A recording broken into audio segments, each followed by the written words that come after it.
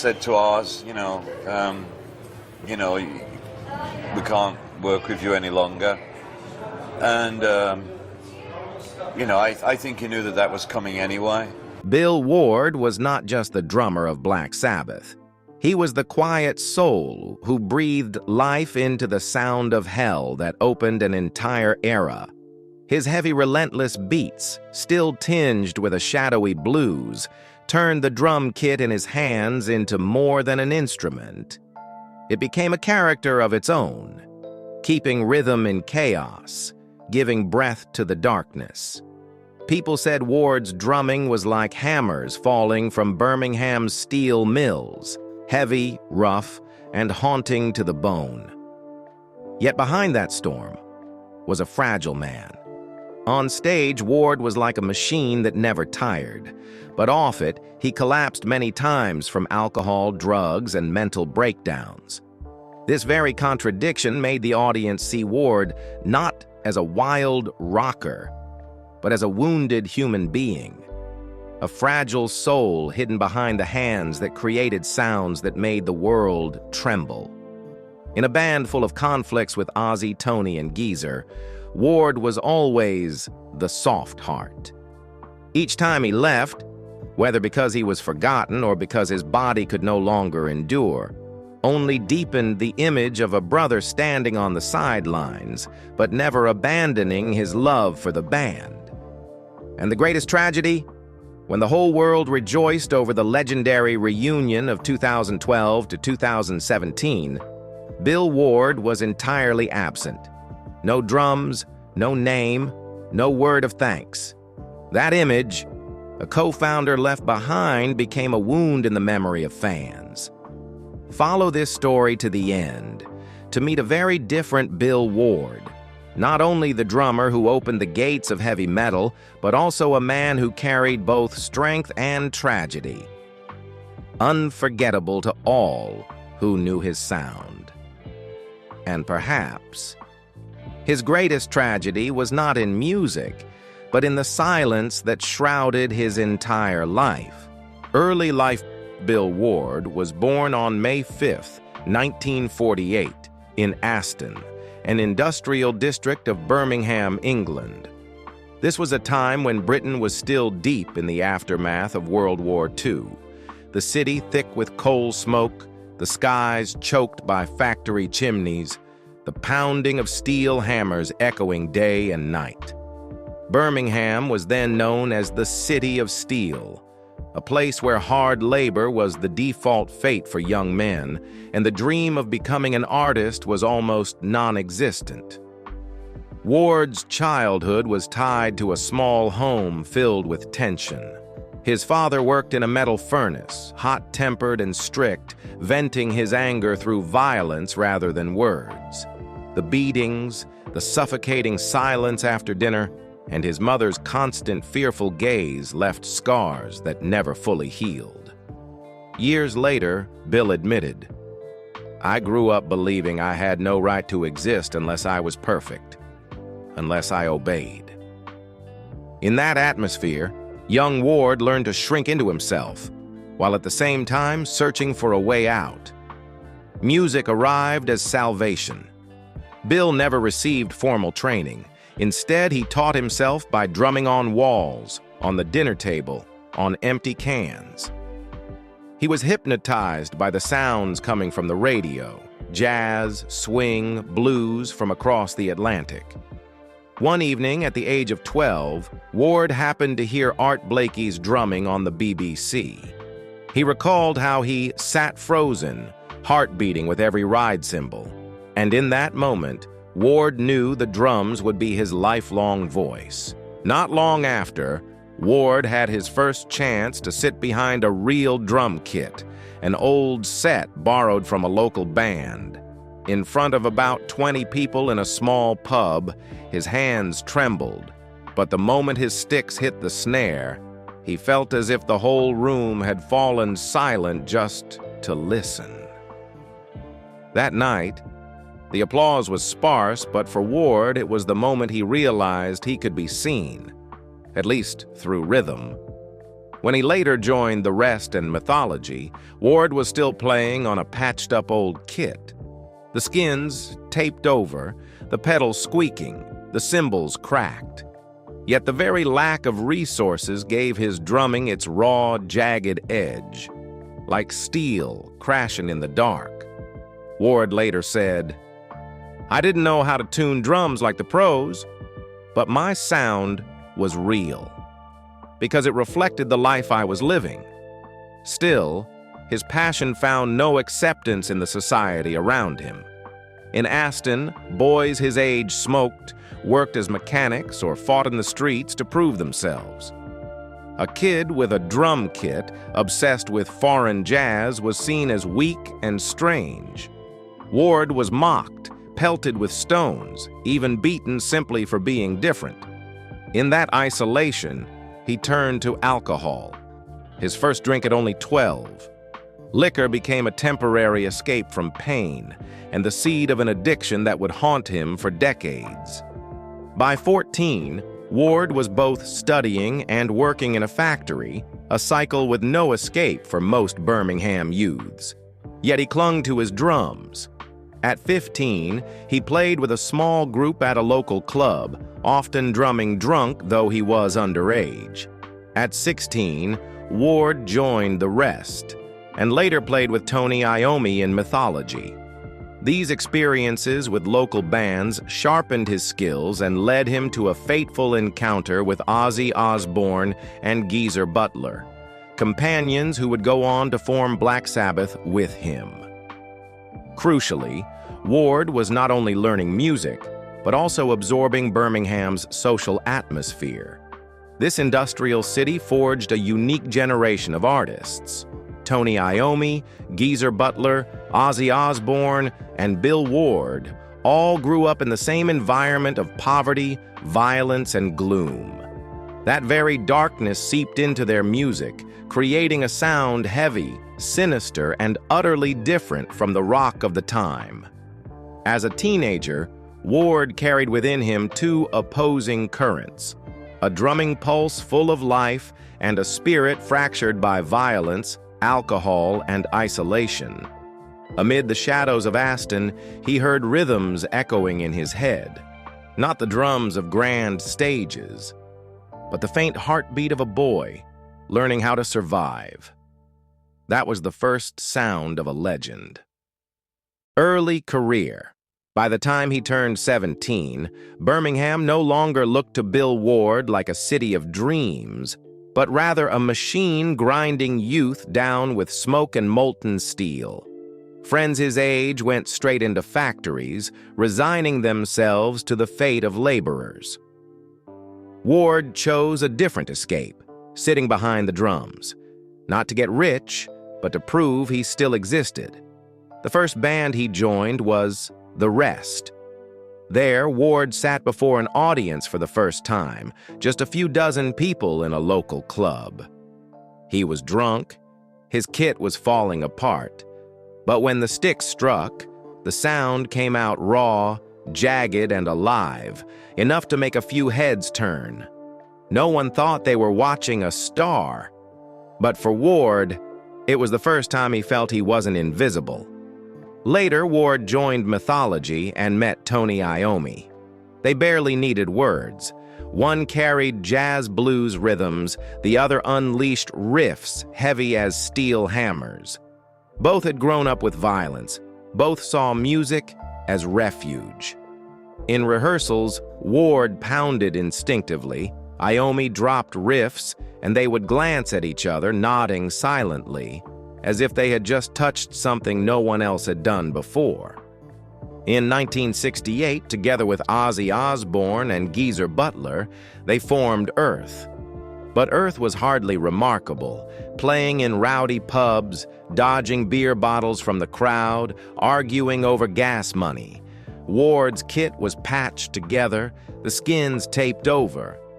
But that poverty gave his drumming a strange sound. Brutal, sharp-edged, nothing like the polished drummers on the radio. Then came the turning point. Next to their rehearsal space was a cinema showing the Italian horror film Black Sabbath, 1963.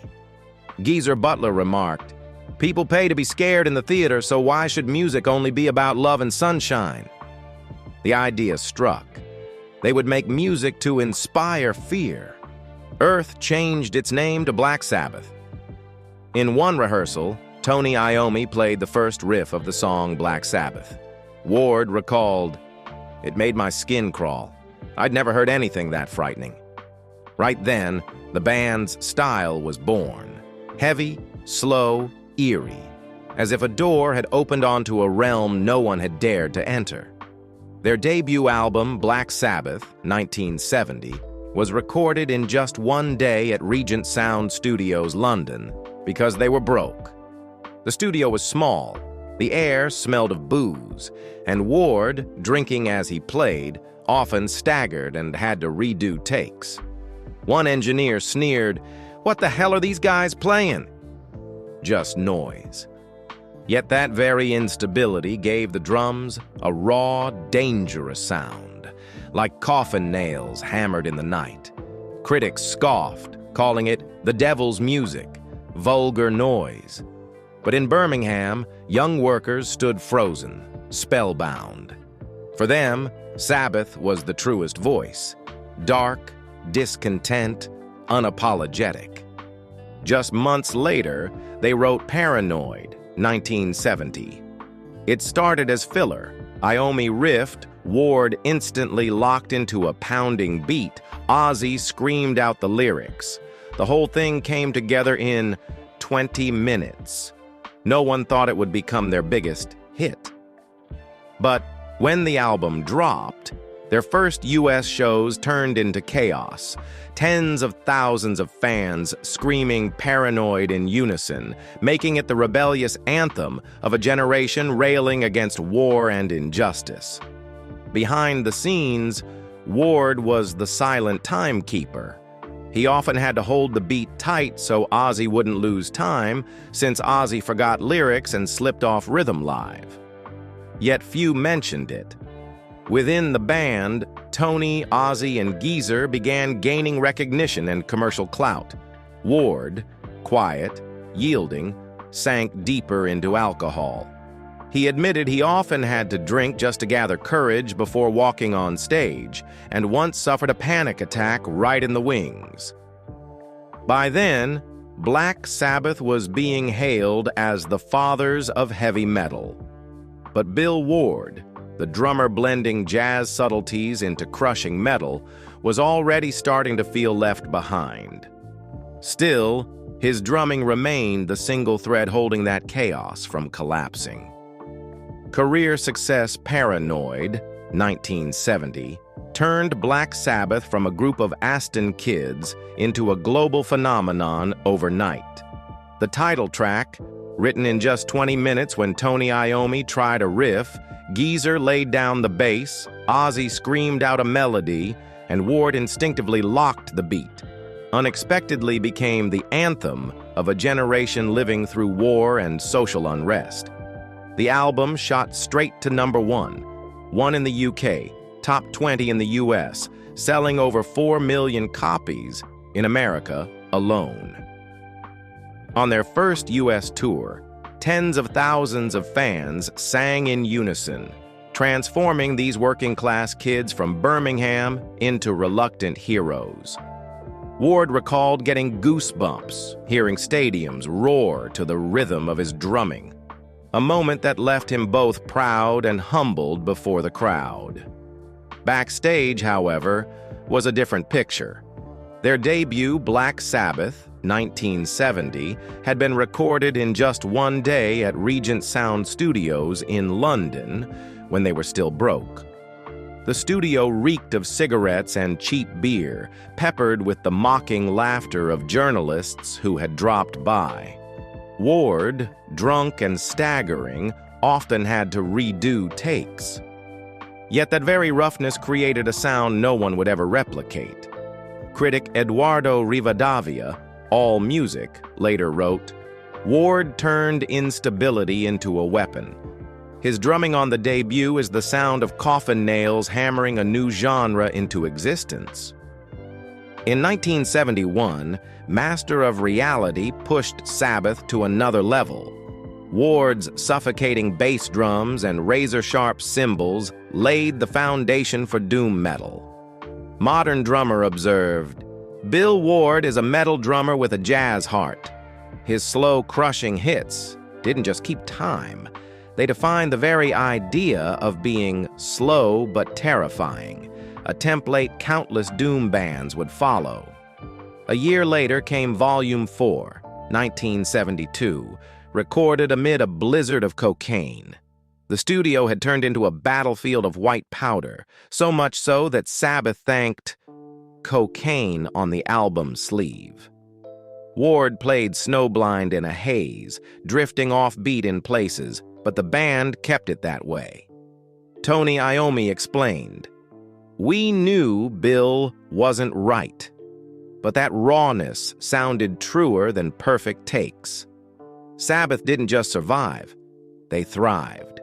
Sabbath Bloody Sabbath, 1973, proved the band could be more complex and harmonically rich than the Devil's Music label critics slapped on them. Ward experimented with layered rhythms, pushing the band into a new creative realm. Sabotage, 1975, chaotic yet ferocious, mirrored their legal troubles and internal tension. Mojo wrote, "Symptom of the Universe was the blueprint for thrash metal, and Ward was the central figure with fills that ran a decade ahead of their time." Success carried Sabbath around the world, sold-out tours, charting albums in both the UK and US. But the price for Ward grew harsher. One night during Iron Man, he collapsed unconscious right on his stool. The crowd thought it was part of the act and cheered, while Ward had actually blacked out from alcohol and exhaustion. Doctors revived him backstage with injections, and just minutes later, he returned to finish the show. "I didn't want the audience to see me fall," Ward admitted. Meanwhile, the press showed no mercy. Melody Maker and NME in the UK called Sabbath vulgar noise, music of the devil. Rolling Stone in the US mocked them as little more than scare tactics for kids. But the public thought otherwise. For working-class youth, beaten down by factories, unemployment, and war, Sabbath was the truest voice. The harsher the critics, the wilder the devotion became. Classic Rock later wrote, "Ward unsettled you because he played as if pouring his fragile soul into every beat." Amid the chaos, Ward had one rare personal moment. On Technical Ecstasy, 1976, he sang "It's All Right," a gentle, introspective ballad. At first, the band hesitated because it was so different, but Ward insisted, "This is me, not the image anyone else wants." The song became his musical confession, a sigh amidst an album otherwise filled with heavy riffs and angry lyrics. But the Sabbath machine could not run forever. Never Say Die, 1978, exposed the cracks. Ozzy, unraveling, Geezer lost in LSD, Tony seizing control in the studio, and Ward, perpetually drunk, often disappearing hours before shows, forcing managers to search hotels for him. By showtime, he could only summon instinct to keep playing, a shadow of himself. The press dubbed Sabbath the most dangerous band for youth. But for the working masses, they remained the only idols who dared to tell the truth. And at the center of this nightmare, Bill Ward, unassuming, powerless, was still the one keeping time, ensuring the chaos didn't collapse. The dazzling peak of Sabbath, as rock's cruel law goes, was also when darkness began to consume its timekeeper. Turmoil and shadows. In the 1970s, as Black Sabbath climbed to their peak, Bill Ward slowly slipped into the abyss. His downfall wasn't the kind of loud scandals people expect from rock stars, but a quiet freefall. where every night he was both the man keeping time for tens of thousands of fans and the one trembling alone with a bottle backstage. In 1972, right after a show in America, Ward collapsed. The doctor's verdict: alcohol poisoning. Ozzy Osbourne recalled, "I thought Bill was dead right there." Yet the incident didn't stop him. On the contrary, Ward drank more, as if terrified that sobriety would force him to face the unbearable loneliness inside. Some nights, he admitted, he lay in hotel rooms listening to the roar of fans outside, and all he felt was emptiness. Backstage was no kinder. Once Ward was so drunk he passed out in his room. His bandmates, also lost in drugs, decided on a cruel prank. They lit a fire under his bed just to see what he'd do. Flames caught quickly, smoke filled the room. Yet Ward never stirred. They had to put out the fire and drag him outside. He survived, but that memory remained a chilling reminder of just how fragile the supposedly indestructible drummer really was. Even so, Ward kept creating. In 1980, he recorded drums for Heaven and Hell. The album hailed as Sabbath's rebirth after Ronnie James Dio replaced Ozzy. But once the tour began, the pressure crushed him. One morning, Ward simply vanished. No note, no message. Days later, Vinny Appice was brought in to replace him while Ward disappeared into the shadows. In the following years, he resurfaced briefly, Born Again, 1983, a few scattered shows, then disappeared again. His health, alcoholism, and depression never let him stand firm for long. He entered the 1990s cycling through rehab and relapse. His solo albums, Ward 1, Along the Way, When the Bow Breaks, were attempts at self-expression, but were often undermined by fear and fractured memories. In 1997, Ward returned to his drum kit for the reunion concert in Birmingham, a night that brought fans to tears. But the joy was short-lived. A year later, he suffered a severe heart attack, forcing him to miss many shows. His body was exhausted, though his soul still longed to stand alongside his old brothers. Then, 3 decades on, news of Sabbath's original lineup reunion in 2012 set the world on fire. Fans dreamed of closure, the 4 men who created heavy metal standing together again. But at the press conference, Ward was absent. He publicly announced his withdrawal over what he called an unfair, insulting contract. Tony Iommi and Ozzy countered that Ward was not healthy enough to tour. The storm erupted instantly. Fans didn't side with the band, they sided with Ward. They raised banners reading "Bring Bill Back," chanted "We want Bill" at concerts. The #sign Bill Ward Deserves Better flooded social media. People called him the brother left behind, the missing piece no one wanted to accept. But all those cries fell into silence. In 2013, when Sabbath released 13, their historic comeback album after more than 30 years, Bill Ward was completely absent. The drums were recorded by Brad Wilk, Rage Against the Machine, and on stage, Tommy Clufetus kept time. Ward bitterly said, "I'm one of the founders of Black Sabbath, but I was cut out of the very thing I helped build." Soon after, he was hospitalized with another major heart attack. Rumors swirled that he had temporary memory loss, sometimes unable to communicate. Ward never fully denied it, only saying, "I'm not who I used to be, but I'm still here." His relationship with Ozzy, once brotherly, shattered permanently. Ozzy publicly criticized Ward as undisciplined, incapable of performing. Ward responded with a long letter.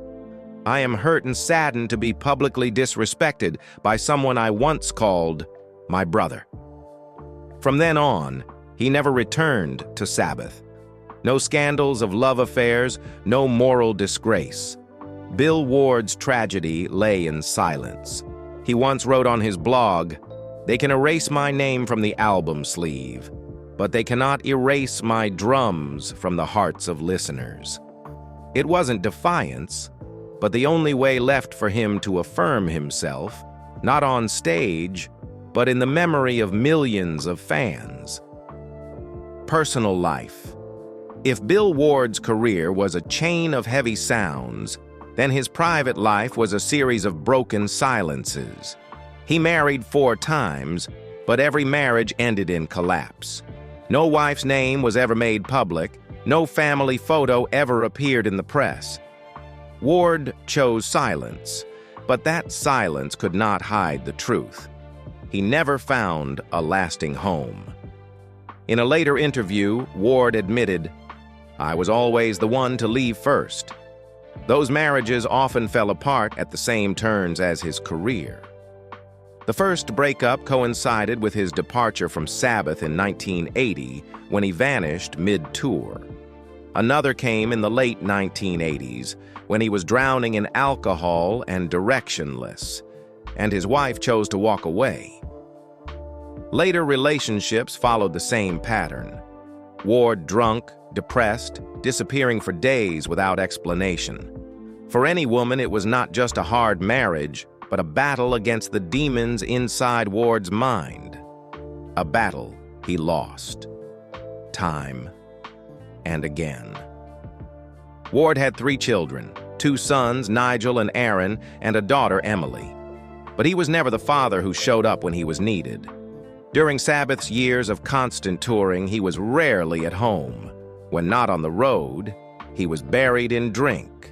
Many milestones in his children's lives he missed entirely.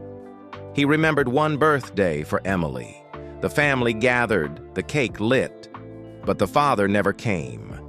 Emily sat before the melting candle, eyes fixed on the door, waiting for Ward to walk in. He never did. Later, Ward said bitterly, "I could keep time for tens of thousands of fans, but I lost the beat in my own family." That absence became the greatest regret of his life. In a late interview, when asked what he would change if he could, Ward didn't mention albums or tours. He said only, "I would sit with my children when they needed their father." Music brought him legend, but the cost was a broken family and children who grew up in the shadow of an absent father. As he aged, Ward chose a quiet life. While Ozzy became a television face with the Osbournes and Tony Iommi and Geezer Butler kept touring the world, Ward lived quietly in California. He raised dogs, calling them his real family, tended his rose garden and wrote blog posts. Neighbors said sometimes they saw him walking his dogs like any ordinary old man, only to suddenly realize it was the founding drummer of Black Sabbath. For them, the moment was both shocking and tender, a metal legend walking quietly, unnoticed unless you looked closely. In 2013, Ward unveiled Absence of Corners, an art exhibition where he dipped gloves in paint, struck the drums, and imprinted his body's motion on canvas. He transformed the very blows that had once battered his body into artwork, preserving the shadows of himself for posterity.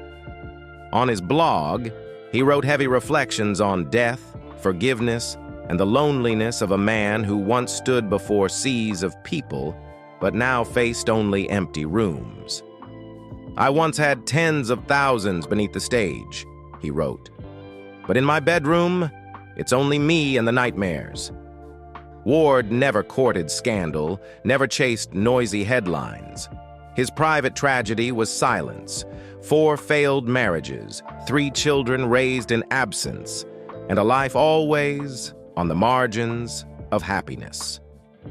Yet it was that very fragility that drew empathy from audiences. He wasn't a TV star, not an entertainer persona, but a real man, living with mistakes, with regret, and with a longing for love he never truly held. Legacy and influence. Bill Ward never won a solo Grammy, never appeared on Rolling Stone's Greatest Drummers lists, and never had a drum kit displayed in a museum. Yet to musicians and millions of loyal fans, he remains an irreplaceable part of heavy metal's history. Not for fame, but for the foundation he quietly built. In the context of the 1970s, when many hard rock drummers raced for speed and power, Ward chose a different path, turning drums into a language of emotion. Modern drummer once called him a metal drummer with a jazz heart. AllMusic noted, Ward brought improvisation and complex rhythms into a genre dismissed as rigid. Indeed, in War Pigs, Supernaut, or Symptom of the Universe, each strike was not only time-keeping but a layer of psychology, tense, unstable, erupting suddenly, or slowing like a sigh in the middle of chaos. Tony Iommi once said, Bill always thought in rhythm. He didn't just keep time, he painted it. Geezer Butler affirmed, many Sabbath songs would have no soul without Bill. And this testimony came not only from his bandmates. Dave Grohl once admitted in an interview, I learned drums by listening to Bill. I tried copying his fill in War Pigs and realized I couldn't, because he wasn't just playing, he was breathing with the music. Lars Ulrich of Metallica confessed, what I learned from Bill wasn't speed or power, but tension. He could keep you waiting with just a single cymbal hit. His influence stretched far beyond Black Sabbath. From the heavy, slow bass drum blows of Master of Reality, Ward unwittingly laid the groundwork for doom metal. His free-flowing improvisations planted the seeds of stoner rock. His raw heaviness inspired sludge and even the grunge wave of the 1990s. Metal Hammer once wrote, if John Bonham was thunder and Keith Moon was the storm, then Bill Ward was the darkness. His drums were heavy metal's first echo of fear.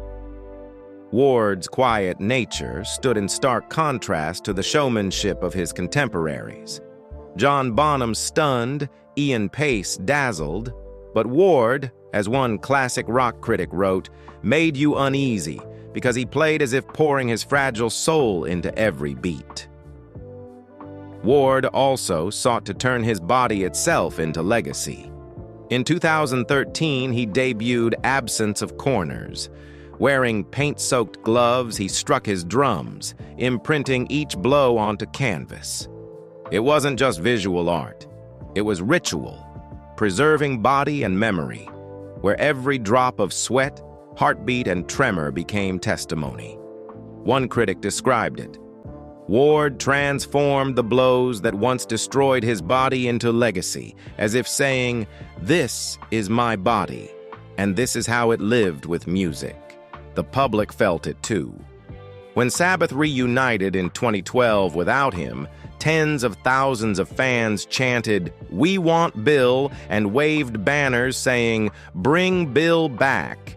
It was proof. No matter how the industry tried to erase him, audiences still saw him as the soft heart of the band. Beyond Sabbath, Ward carved his personal mark. His solo albums, Ward 1, Along the Way, 1990, and Accountable Beasts, 2015, never hit commercial highs, but earned respect in the underground for their intimacy and psychological depth. There, people found another Ward, not the drunken rocker, not the drummer left behind, but an artist fighting to affirm existence with the beat of his own heart. And if one seeks formal recognition, in 2006, when Black Sabbath was inducted into the Rock and Roll Hall of Fame, Bill Ward's name was called as one of the 4 men who birthed heavy metal. Metal Hammer later placed him among the most influential metal drummers in history, a late but fitting tribute. Ward's legacy is not in trophies or rankings, but in the beats that touched listeners' inner worlds. Without him, Paranoid would be just another song. Iron Man would lack its weight, and heavy metal itself might never have taken shape as it did. And if Bonham was thunder and Moon the storm, then Bill Ward was the darkness that made an entire genre tremble from its very first breath. Light today. After more than half a century living in the rhythm of Sabbath, Bill Ward entered old age with a body etched by the marks of self-destruction. In 2013, he was hospitalized with a severe heart attack, and many reports claimed his memory was failing, at times leaving him unable to communicate. Ward didn't deny it. He simply said, "I'm not who I used to be, but I'm still here." That plain admission became his personal manifesto, a man who had walked through the storm and found survival in silence. His health forced a change. He quit drinking, abandoned drugs, turned vegetarian, lived mindfully, and embraced meditation. From a rocker who once collapsed drunk backstage, he learned to exist in stillness. For Ward, this was not surrender. It was rebirth. And yet music never left him. In 2015, he released Accountable Beasts, furious, haunting, but deeply confessional, like a belated admission.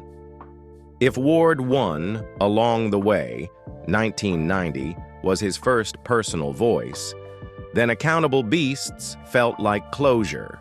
Proof that even in old age, Ward still created, still had his own voice. At the same time, he found new ways to express himself. Ward wrote poetry, painted, and turned drumming into visual art with his Absence of Corners exhibition, 2013. He also hosted his own radio show, sharing his love for jazz, blues, and metal, the sounds that had nourished his youth. In that small space, with no stage lights or roaring crowds, Ward still kept time, with brushes, with words, with breath. His ties with Sabbath, however, never fully healed. Ward did not appear in the End Farewell Tour, 2017, leaving the band's final photo forever incomplete. With Ozzy Osbourne, the contract dispute of 2012 had left deep scars, but Ward chose forgiveness. When Ozzy announced his retirement from touring, Ward sent his blessings, insisting there was no hatred left. He only wished his old brother could continue living in music, as he himself still did. By 2024 to 2025, Ward showed signs of new vitality. On his blog, he wrote that at 76 he was still doing okay and still played music every day. He returned to the airwaves with LA radio sessions on KLBP-FM, where he chose songs, told stories, and kept his bond with fans alive. Most notably, Ward revealed he was completing 2 new solo albums, his first in years, proof that creativity in him had never gone silent.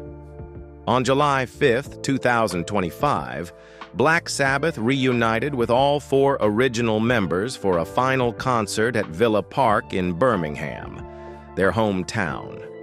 It was a historic moment, the first time in 20 years they stood together on stage. As the last notes rang out, Ward embraced Ozzy, holding him tightly as if clinging to something long lost. The two stood still for a few seconds, surrounded by the roar of tens of thousands. Then Ward quietly stepped away from his drum kit, moving slowly, as if closing not just a concert, but an entire lifetime. Weeks later, Ozzy Osbourne passed away. On his personal page, Ward posted an old photo and wrote, "Where will I find you now? You're forever in my heart." The farewell was not only to a friend, but to an entire era that had ended. Today, though living with heart disease, Ward continues to compose, paint, write, and host his radio show.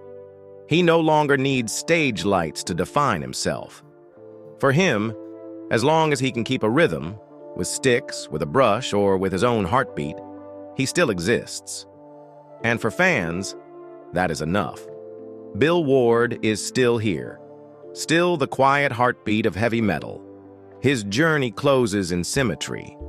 From the lost Aston boy, seeking jazz rhythms amid the clang of steel, to the gentle old man walking his dogs through the neighborhood, still tapping out rhythms as a lifeline. No more frenzied crowds, no more mocking press. Only a man listening to his own heartbeat, the same heartbeat that once changed music forever. Bill Ward's story is not that of a star. It is the journey of a fragile man who fell many times but kept standing back up, leaving behind a legacy that no one can erase. He never had dazzling awards, never graced magazine covers, yet he was the very first heartbeat of heavy metal, the one that changed music forever. Ward was forgotten in photographs, excluded from reunions, but fans never stopped calling his name.